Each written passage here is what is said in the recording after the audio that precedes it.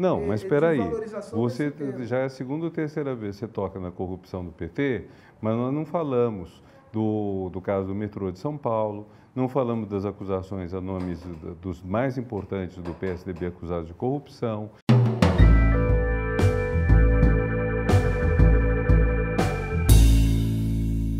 Bom, meu nome é Renato Janine Ribeiro, sou professor de filosofia na USP, atualmente professor visitante na Unifesp. Fui diretor de avaliação da CAPES, fui ministro da Educação no governo Dilma Rousseff. Me coloco entre o centro-esquerda e a esquerda. Eu sou o Sérgio Fausto, sou cientista político, superintendente da Fundação Fernando Henrique Cardoso. Estive no governo, não no governo Lula ou Dilma, no governo Fernando Henrique Cardoso, por 7 anos, em diversos ministérios, e me situo no espectro político, acho que mais ao centro do que o Renato. Que a gente faz o programa com 2 canecas. Por que a gente está com uma só? Não, bom, quando chegou aqui tinha essa caneca que ele tamou, que é muito adequada, uma caneca com uma cara de monstro. Eu pedi para tirar a caneca com a cara de monstro, porque acho que o Brasil já está em monstruosidade demais nesse momento, para a gente aumentar a monstruosidade. Melhor diminuir do que aumentar. Qual foi o melhor presidente que o Brasil já teve? Em toda a sua história. Claro que eu acho que foi o Fernando Henrique. Acho que aí misturam-se várias coisas, assim, por razões objetivas, tanto tão objetivas quanto possam ser as razões de uma pessoa que trabalhou no governo e que convive com o presidente há muitos anos. Então, eu acho que foi o melhor presidente do Brasil. Agora, não foi o único presidente importante que o Brasil teve. Eu diria que o Lula foi muito melhor do que se imaginava que ele seria, mas foi pior do que poderia ter sido. Eu acho essa pergunta muito complicada, porque, primeiro de tudo, a gente vai ter que se confinar aos nomes recentes, porque os nomes mais antigos a gente vai ter críticas que seriam anacrônicas em relação ao tempo deles. Pois muita gente diria que Juscelino Kubitschek foi o melhor presidente durante vários anos. Eu lembro nas eleições de 89, ou seja, 30 anos praticamente depois dele ter deixado o poder, o Juscelino aparecia como o ícone do melhor presidente. Hoje eu não diria isso por causa da indústria automobilística. Quer dizer, eu acho que ele fez uma opção pela indústria automobilística que não foi boa. Então eu fico pensando, daqui a 10, 20, 30 anos, se a gente faria os mesmos juízos sobre os presidentes recentes, que acabam nos deixando praticamente com 2 nomes entre os quais escolher. O Fernando Henrique e o Lula, e eu cravo o Lula, porque eu acho que o Lula emplacou no Brasil a pauta da desigualdade social como uma questão que tem que ser superada de uma maneira absolutamente prioritária. Eu diria que a sociedade brasileira tem uma marca de DNA que é a desigualdade social. Ela é tão forte que mesmo as políticas para acabar com a desigualdade social correm o risco de ser surripiadas pela desigualdade social. Então, você adota, por exemplo, uma política de inclusão dos excluídos. E aí aparecem uns loiros dizendo que são negros e que querem estar nas cotas, o que a gente já viu acontecer. Eu acho que o Lula teve um papel notável, que é pena que tenha sido destruído pelos governos recentes e pela propaganda intensa da mídia, que é esse papel de colocar a inclusão social como uma questão fundamental. Eu não nego o papel do Itamar e de vários personagens do governo Fernando Henrique nisso. Eu acho que a partir do Lula esse assunto se tornou crucial. Não foi uma coisa, eu minto a pergunta. PSDB, de Fernando Henrique Cardoso e Alexandre Frota, o que aconteceu? Provando que é verdade. Aconteceu que, em grande medida, o PSDB se moveu para a direita.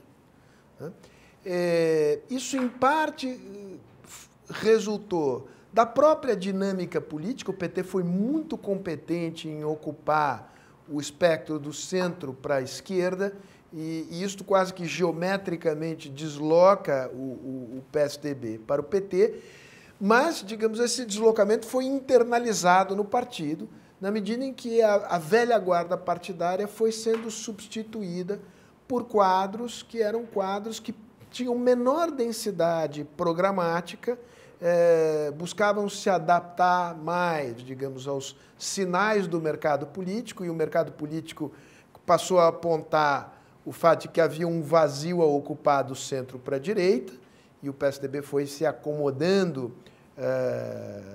nesse espaço. Não se trata de fazer um ataque pessoal ao Alexandre Frota, né? A trajetória dele, não tem nenhum preconceito contra atores pornôs que eventualmente tenham se tornado políticos. Acho até que no parlamento ele tem se saído acima das expectativas. Agora, não apenas ele não tem absolutamente nada a ver com a trajetória do PSDB, não digo nem com as origens. Eu estou me referindo a fatos ocorridos há poucos meses, em que ele faz referências ao candidato à presidência da República do partido que são impublicáveis. Eu não consigo... Porque vulgares, pornográficas, aviltantes à honra do candidato.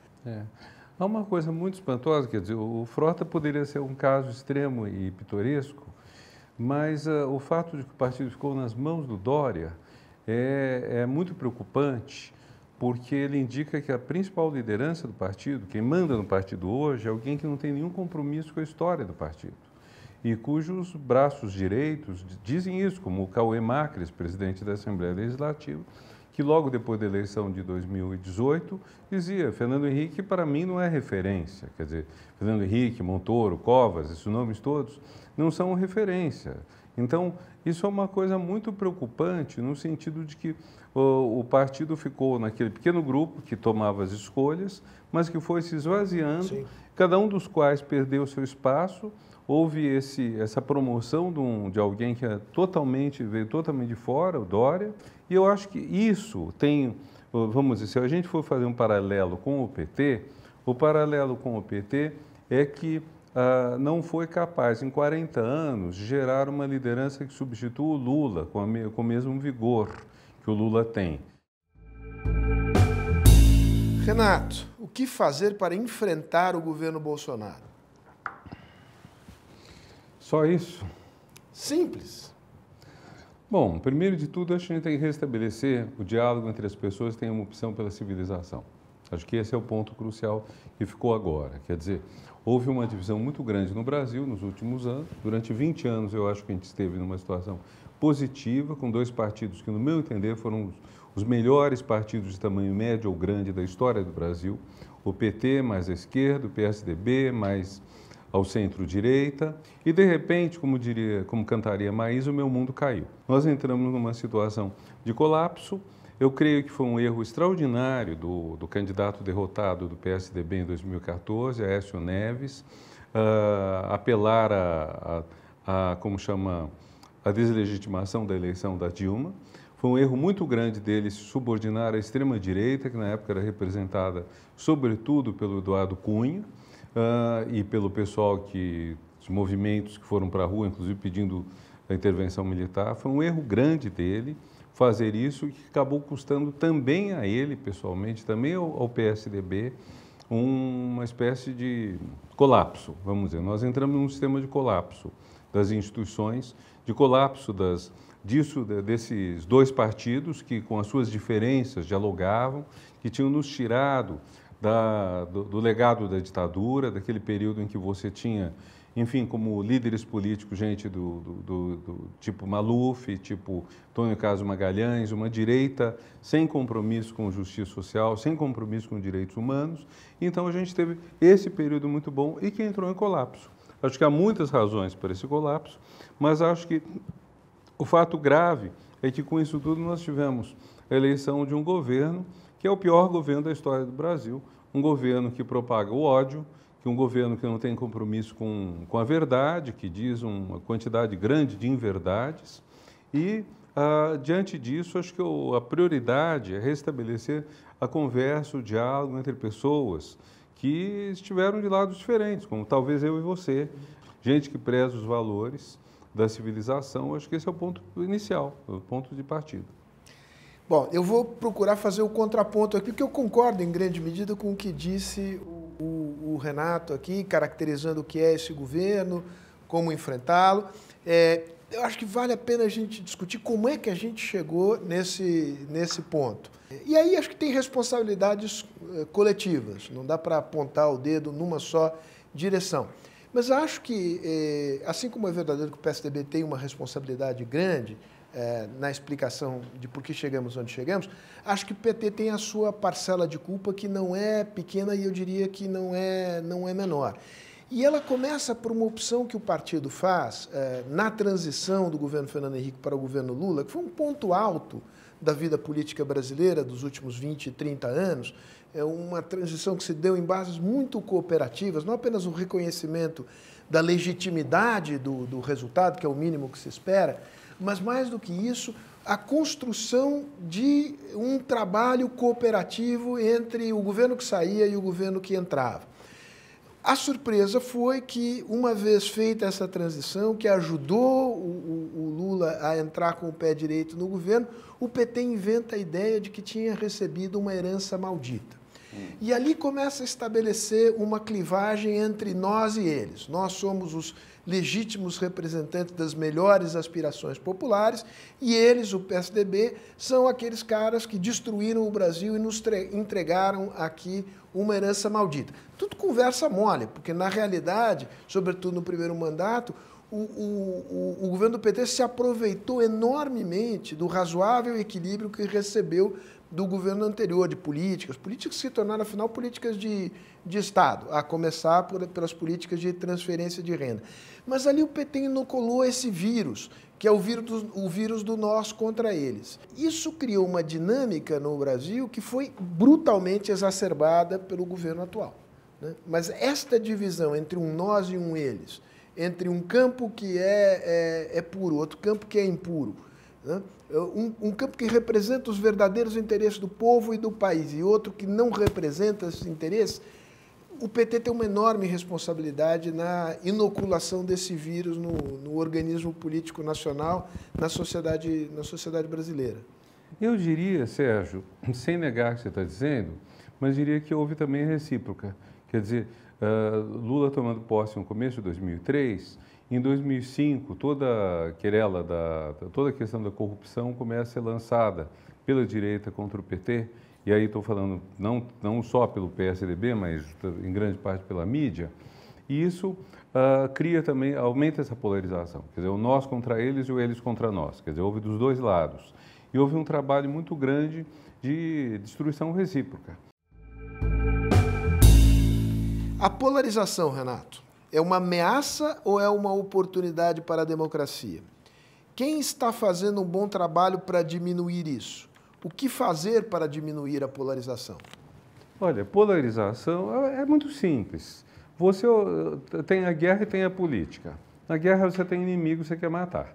Na política você tem adversário, você disputa. Você pode odiar, pode querer que ele morra, fazer voodoo e tudo mais, mas você convive, você dialoga, você eventualmente até cria laços de amizade. Acho que houve isso tudo ao longo desses anos. Agora, a política não pode ser guerra. Quando você passa a ter guerra, é outra coisa. E nós estamos numa situação de praticamente guerra.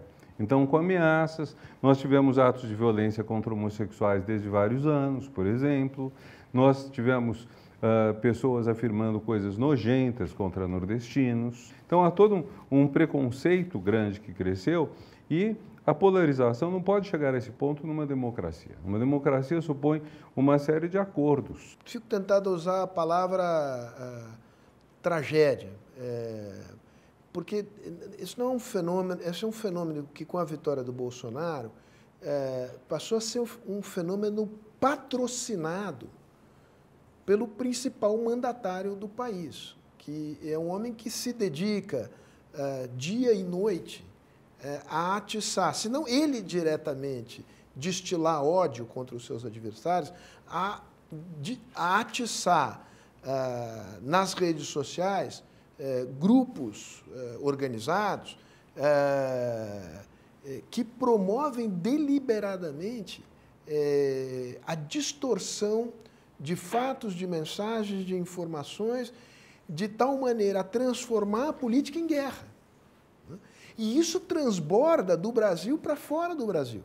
É espantoso que haja um presidente da República que agrida presidentes de países vizinhos. Para te provocar, eu diria que alguns desses sintomas a gente começou a perceber ainda nos governos do PT. Quer dizer, o PT organizou, no mundo digital, guerrilhas para atacar os seus adversários. E, em parte, em boa parte, pagas com dinheiro público.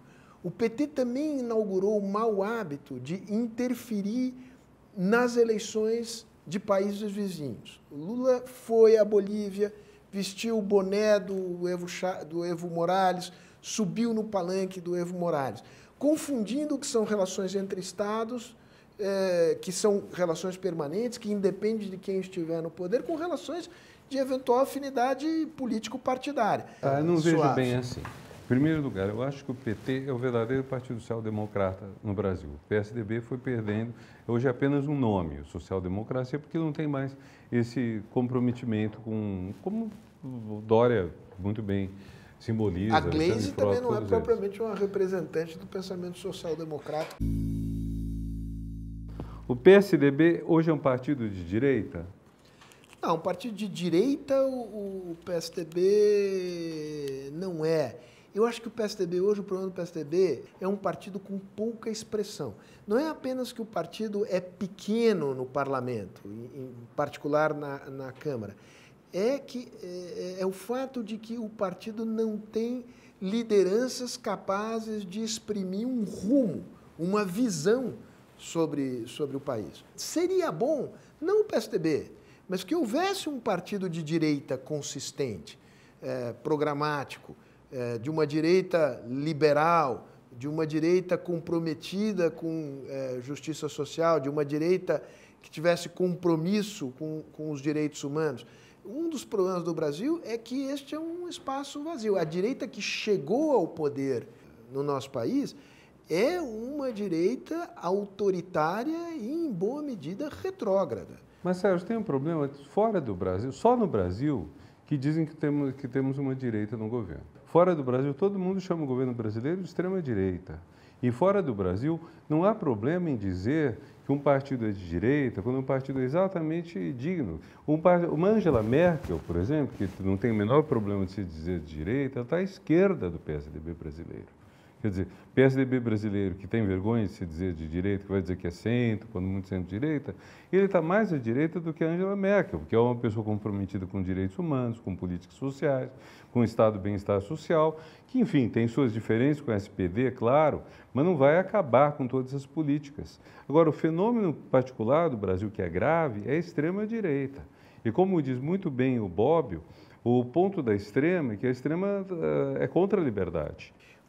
O Brasil é sempre muito menos nítido politicamente do que é a Europa. Então, sempre quando a gente procura espelhar a situação brasileira, ou procura compreendê-la a partir dos parâmetros europeus, a gente, em grande medida, deixa mais coisa de fora sem entender do que coisa dentro que a gente consegue compreender. O próprio governo, é evidente que esse governo é um governo, por ser presidido por um homem que é claramente um homem de extrema-direita, ele tem essa marca.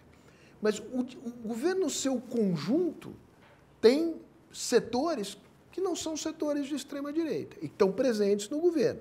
Eu não diria que as Forças Armadas representam a extrema-direita no Brasil. Isso não significa que eu esteja aqui subscrevendo o papel que os militares da reserva hoje têm no governo federal. Na própria base de sustentação do governo, o líder do governo no Senado, o senador Fernando Bezerra, foi ministro dos governos do PT. Então, o Brasil é mais bagunçado do que os padrões europeus nos parecem permitir. Mais oportunista também, né, Sérgio? É mais oportunista, mas é o que é. Então, eu acho que essas categorias, esquerda, direita e tal, no Brasil, é sempre bom tomar com uma certa pitada de sal. Ainda faz sentido falar em direita e esquerda? Faz plenamente. Penso que há certas escolhas básicas que não quer dizer que sejam decentes ou indecentes. A gente tem preferências, tem valores. Mas eu penso que, do ponto de vista da direita, você tem uma política que crê mais no capital, crê mais no mercado, acredita mais na competição, acho que é um ponto importante, e do ponto da esquerda, você tem uma política que acredita mais na regulação social, que considera que o voto é um fator muito importante de equilíbrio à desigualdade introduzida pelo mercado e que considera a cooperação, a colaboração importantes. Eu diria muito simplificadamente que essas são duas linhas diferentes, entre as quais você pode ter muitas combinações. Mas eu acho que uma direita democrática seria inteiramente viável se ela fosse efetivamente liberal, isto é, se em vez de chamar de liberalismo tirar Estado, ela chamasse de liberalismo dar oportunidade às pessoas. Quer dizer, a igualdade no ponto de partida, isso é liberalismo, é direita democrática. Igualdade no ponto de chegada, isso é, se você quiser, socialismo ou esquerda. Quer dizer, por mais que seja a diferença de competência, de dedicação das pessoas, não criar uma desigualdade muito grande no ponto de chegada. Considerar que, no fim das contas, é mais positivo uma sociedade sem grandes desigualdades do que uma sociedade desigual. Acho que são conceitos que fazem todo sentido. Você sabe o que eu acho disso? Eu concordo integralmente com o que você disse. Opa, esse é para mim. Qual a responsabilidade do PSDB pelo bolsonarismo? Janine, deve ser eu. Qual a responsabilidade do PT pelo bolsonarismo? Vamos lá. Eu acho que a responsabilidade do PSDB pelo bolsonarismo foi não ter compreendido que havia forças da direita, da extrema-direita, que começavam a emergir no Brasil e que estavam, digamos, como que disfarçadas ali num campo antipetista, que parecia dominado por setores democráticos, entre os quais o do PSDB, mas que levava energia política para setores que eram claramente antidemocráticos. E desse ponto de vista, o impeachment da Dilma, que eu não reputo tenha sido um golpe, ele se deu dentro dos marcos legais, mas ele teve uma consequência política importante de reforçar a extrema-direita. Mais do que isso, o fato de que o PSDB, falando português claro, se meteu em corrupção, deslegitimou o partido. E o partido foi comido pela direita. É verdade, como você já disse, que na medida que o PT foi conquistando frações do centro, outras frações, o PSDB perdeu um mercado, um público mais progressista e foi caminhando para a direita, o que veio junto também com o vazio de novas lideranças, ou o surgimento de lideranças mais conservadoras, etc. No caso do PT, a responsabilidade pelo bolsonarismo, se é que ele tem, está ligada ao fato de que no ano passado o PT e o Ciro não chegaram a um acordo. Eu acho que é uma culpa que os dois partilham, deixando claro, eu não acredito que desse para o Ciro ir para o segundo turno, porque a diferença de votos entre ele e o Haddad foi tão brutal, foi tão grande, que é difícil. 2 turnos são um sistema bom para evitar o que é pior, mas às vezes acontece que o melhor nome para ganhar no segundo turno não passa no primeiro turno, como houve na França. Outro ponto que eu veria, e com toda a admiração que eu tenho pelo presidente Lula, é o fato de que se assumiu a partir de 2010 essa ideia de que o Lula era o gênio, que indicava o nome que ia ganhar a eleição. Agora, isso acabou deixando, vamos dizer, o partido sem renovação. Aí, se for generalizar um pouco mais a coisa, pensar a responsabilidade que os outros têm, não só PT, acho que houve uma certa leviandade, às vezes, diante do perigo grande que estava surgindo. Acho que minimizou-se esse perigo e não se deu a devida atenção. Privatizações, a favor ou contra? Acho que privatizações podem ser necessárias em certas circunstâncias para que o poder de Estado se concentre em outras coisas, podem ser. Dependendo do que, elas são um tiro no pé. Privatizar os Correios, por exemplo, eu acho um tiro no pé, porque os Correios têm que cobrir o Brasil inteiro. Então, você vai ter que ter, distribuir mercadoria em São Paulo, correspondente em São Paulo, é lucrativo. Mandar pelo mesmo valor, que tem que ser o mesmo valor o porte simples, ou registrado. O SEDEC você pode diferenciar, mas o porte simples registrado tem que ser o mesmo valor para São Gabriel da Cachoeira. Você privatizar, você vai perder esse uso. A gente pode levar isso para outros casos, em que eu acho que a privatização é necessária, por exemplo, o caso da aviação. Nós temos uma aviação que hoje serve muito mal os recantos mais afastados do país. E aí, mesmo que seja privatizado, você tem que ter uma regulação estatal. Você tem que ter um tipo de coisa. Dado que você está tendo os voos lucrativos São Paulo-Rio, você vai fazer um voo econômico para Cascavel, para Araçatuba, para... Que a filé tem que morder o osso também. É isso, é isso. Eu acho esse o ponto. E há critérios diferentes. Por exemplo, o PT privatizou as estradas federais pelo critério do menor pedágio pago pelo cidadão. O PSDB privatizou os estaduais pelo maior dinheiro pago ao Estado.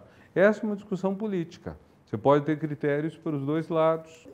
A questão entre privatização e não privatização, eu acho que, em geral, no caso brasileiro, ainda, sobretudo que o PT criou muita estatal, tem muita privatização a ser feita. Mas a questão não é religiosa.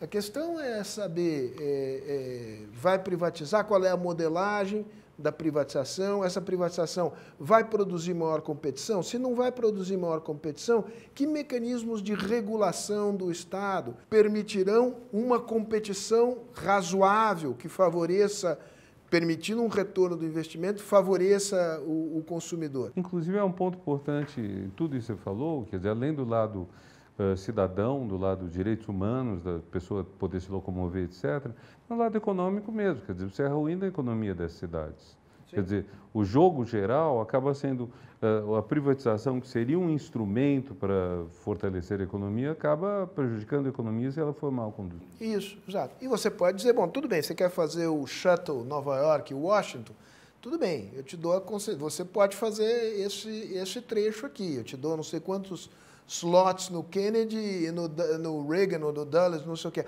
Agora, você vai ter que ir ali para os fundos de West Virginia, né? Você tem que ir para lá.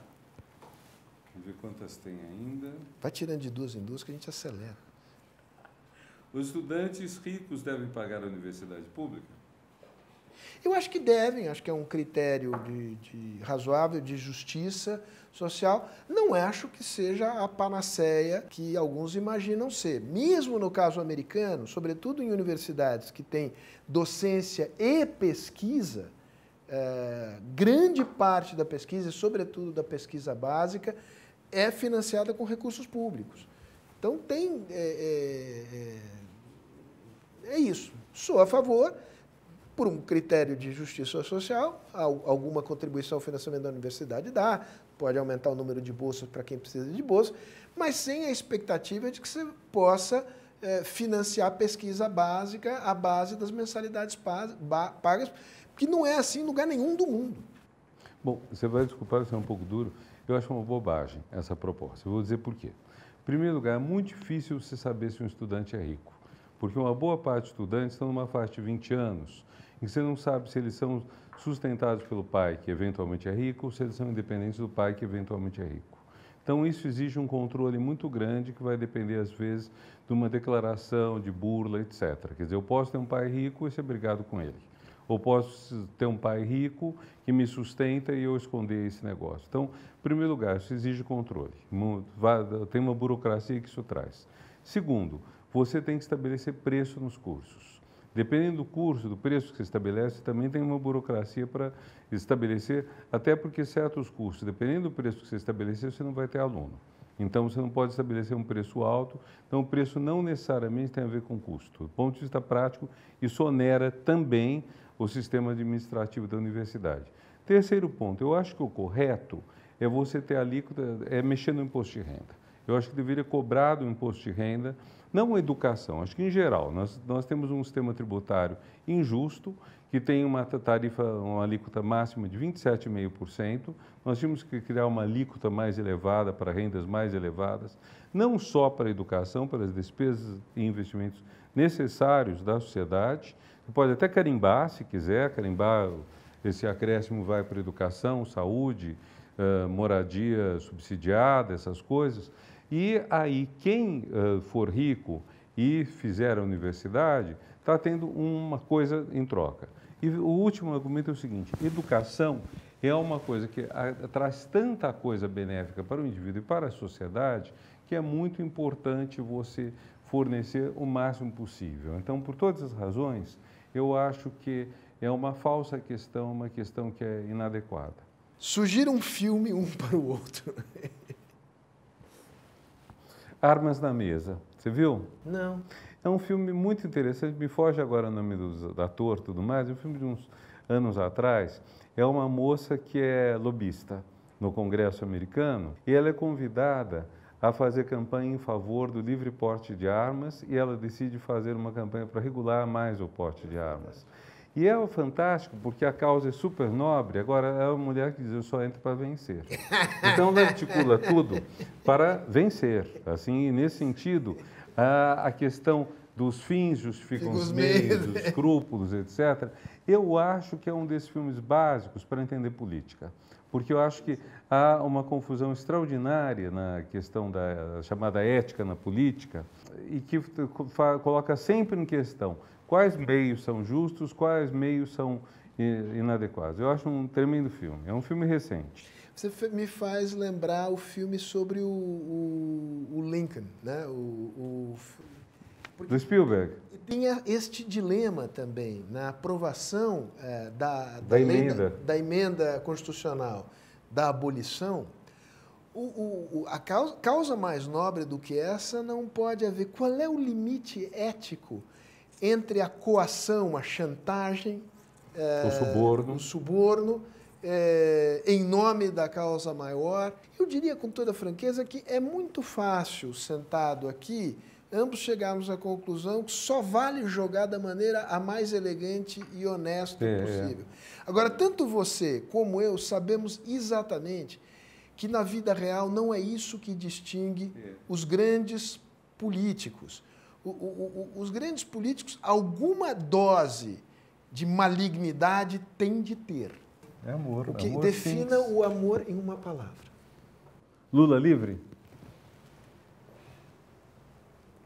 Eu não creio na inocência do Lula. Pode ser uma convicção pessoal. Não acho que são apenas opiniões. Acho que há um conjunto importante de indícios que apontam na direção da culpabilidade do Lula.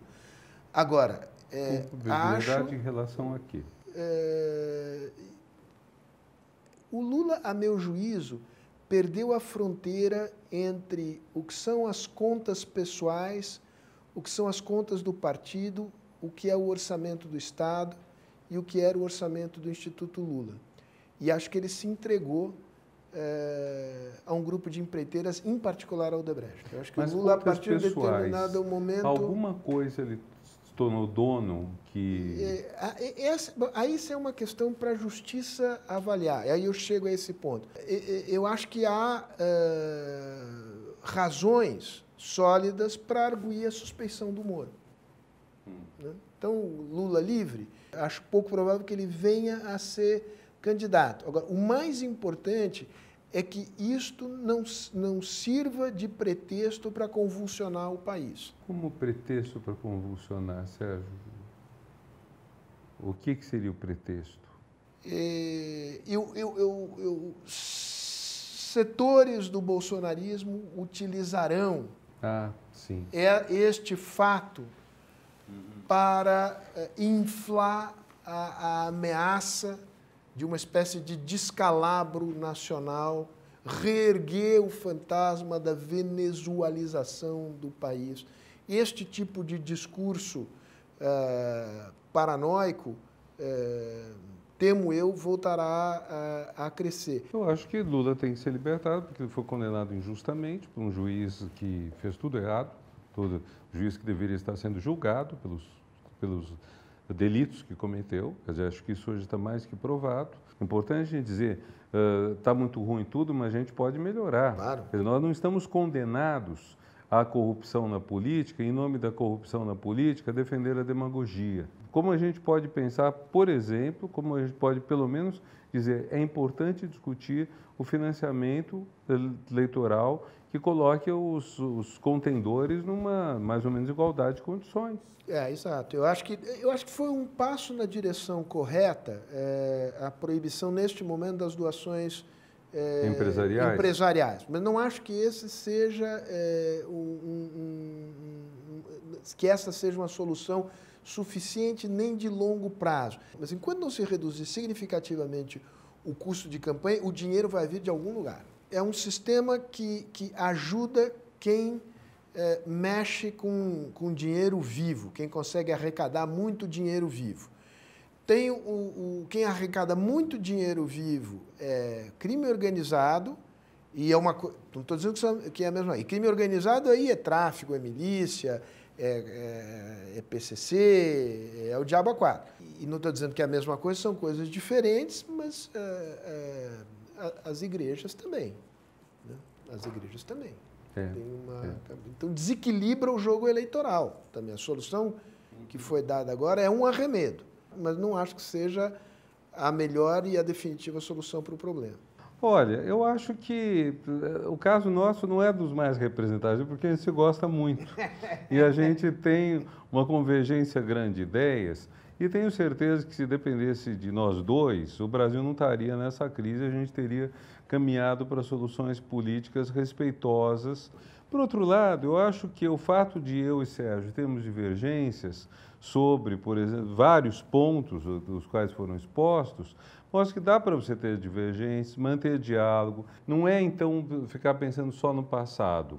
É qual o projeto de futuro que a gente tem. A nossa energia tem que estar voltada como é que a gente vai reconstruir mais amplamente, não eu e o Renato, porque, digamos, nós nunca perdemos isso. Reconstruir laços de confiança entre um conjunto muito amplo de pessoas, mais à direita, mais à esquerda, mas que se distinguem fundamentalmente disso que está aí, que tem amor à democracia, amor à liberdade e amor aos direitos humanos. Né? Acho que, desse ponto de vista, foi bom você tirar aquela carinha feia, aquela caneca ali, porque aquela caneca não nos representa. Não nos representa. Né?